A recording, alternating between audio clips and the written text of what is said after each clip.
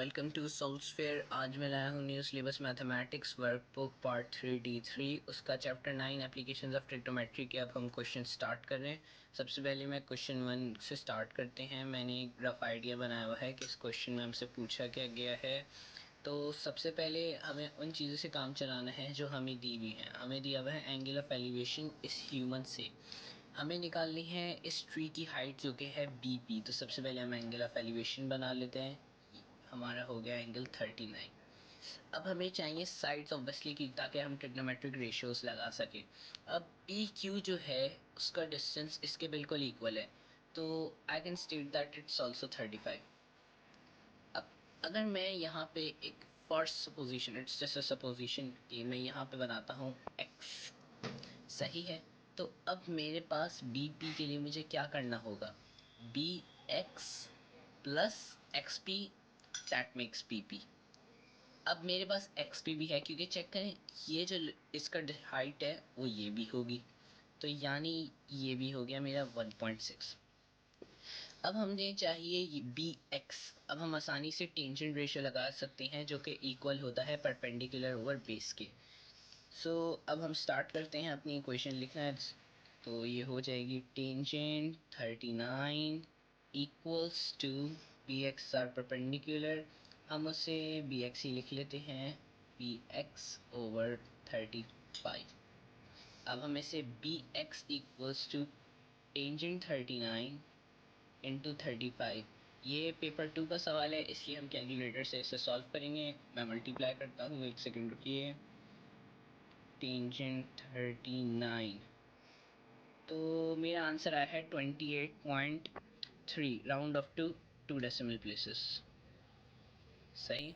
अब मेरे पास BX आ गया। अब मैं इस इक्वेशन को इसमें से डाल दूंगा। अब मेरे पास 1.6 ऑलरेडी हैगा, तो 28.3 plus 1.6 equals to BP, which is actually the height of the tree।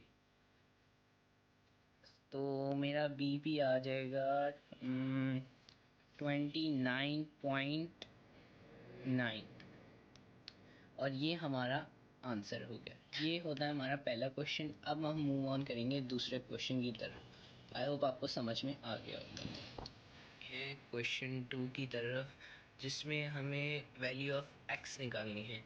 अब दोबारा हम लोग उन चीज़ों से काम चलाएंगे जो हमें प्रीवियसली दी हुई हैं।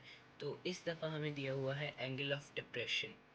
अब मैं यहाँ एक चीज़ आइडेंटिफाई करना चाहता हूँ जो बहुत सारे स्टूडेंट्स, एक मिस्टेक बहुत कॉमन है कि वो एंगल ऑफ डिप्रेशन जब बनाते हैं तो वो यहाँ से बनाते हैं।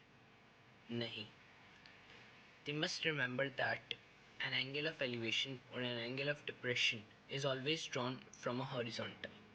अब इस बात का मतलब क्या है। अब मैं एक सपोज कर रहा हूँ, मैं एक इमेजिनरी हॉरिजॉन्टल ड्रॉ कर रहा हूँ, ये देखिए।